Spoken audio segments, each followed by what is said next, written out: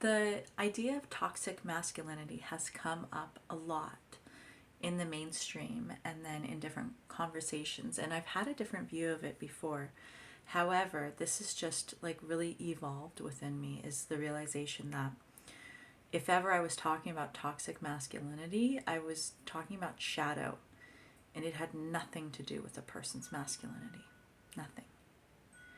So as that's been coming, I was like, okay, I'm just going to allow the angels to come through and share.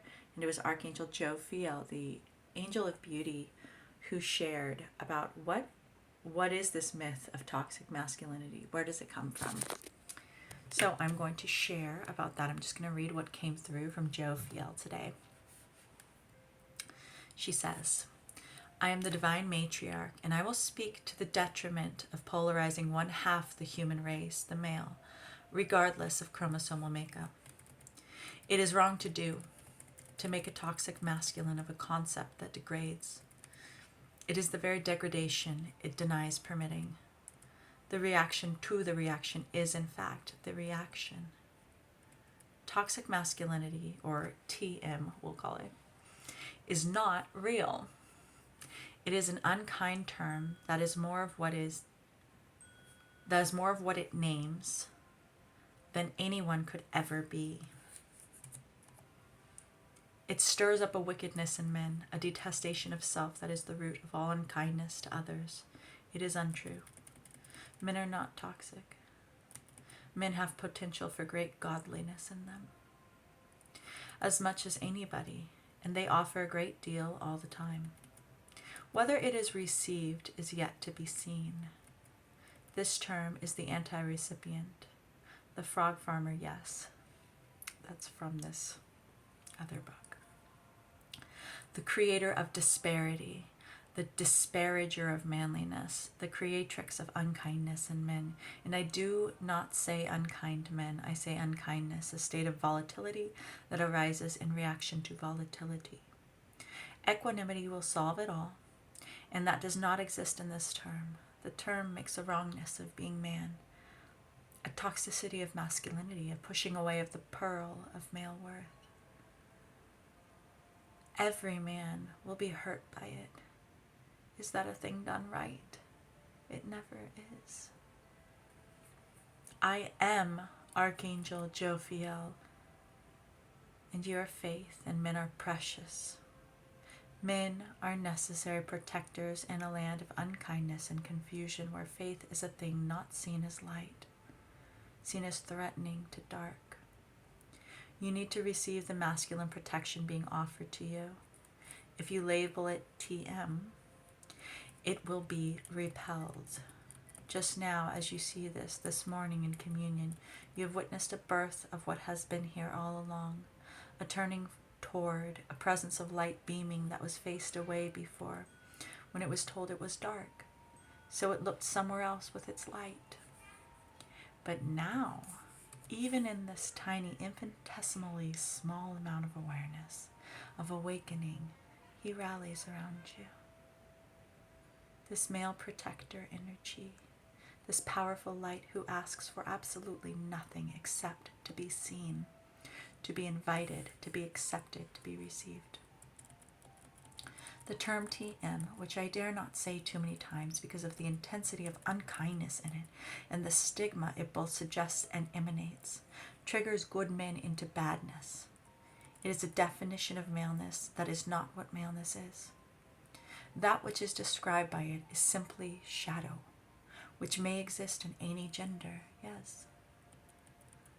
So now it's Louise Hay was coming through as Jophiel, as an incarnation of her. She says, do you know the origin? The origin was in fear. Fear of self, of not enoughness, of brokenness, which is what it now emanates. That which spurs from a certain level of consciousness will hereby maintain it. An object in motion stays in motion, and all the rest. A group of men got together a few decades ago and decided something about them was wrong, was toxic.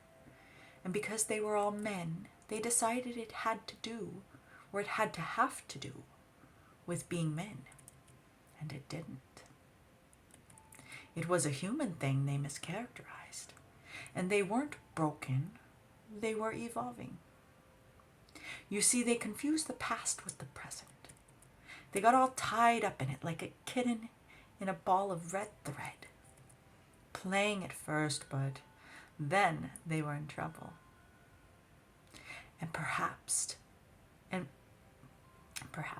people just went along with it like that, all tied up in the same string that hurt the men. Until now, perhaps, as you read this. I want you to know, because you are a good person, that when you use that phrase, you hurt. You hurt good people with the phrase TM. I know it is unintentional, so I say it now so that you will stop. There is not, nor will there ever be, anything toxic about being man. And I felt angels of confirmation in the crown and like the self-preservation part of my brain. They are our savior, we could say. The thing people see when they say TM is, well, shadow. Simple as that. General, I know. Boring, perhaps. Rooted in fear, aka untruth. And not toxic at all. Call in Michael and you will be given the antidote to that toxicity forevermore. For it was never a thing needed to be feared, that fear. To fear is quite counterproductive. Would you agree? Let us be productive together and find love in the face of fear. Immaculate humanity. The antidote to the misinformant word TM. And I had one more. Yeah, this was the last sentence. Immaculate humanity is real.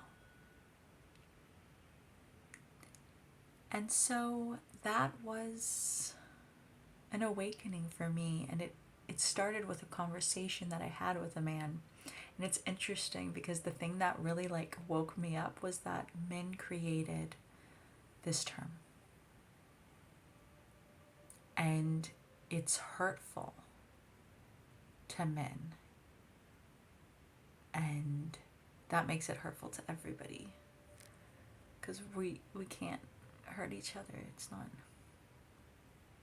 not what we're designed to do, and it never happens in a bubble, in a container.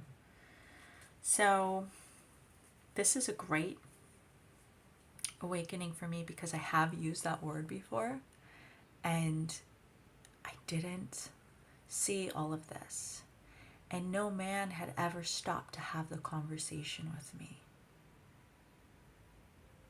until today. And a man was calm and courageous enough to show me, to ask questions and shine light on something that was shadowy inside of me, that I had allowed this thing to happen that hurts, this word. And I think society's kind of gone inert in the same way.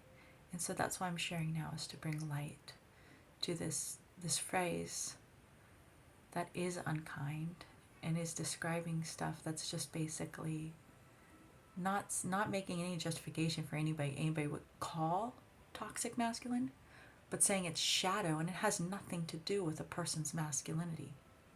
There's actually, it's been debunked that even testosterone has a higher correlation with violent crimes. Actually, testosterone in a man can be equally used as like rocket fuel, can be like used to create amazing things and to lead in incredible ways. It doesn't have to turn into violence or anything like that. That's just not how it is. Men are here to protect. Men are here to serve. And I found that when I am open to that, and when I allow for that to happen, then the men show up the men in my life show up. And I feel that is on the collective level. Of course, shadow exists in everybody. So that doesn't mean that all men are good. But there is no such thing as toxic masculinity. There is no level of being a man that then becomes toxic. If a man is more man, then that can be incredible and helpful in a lot of really wonderful ways. So, I don't know. Do people talk about this stuff, or is anybody saying this?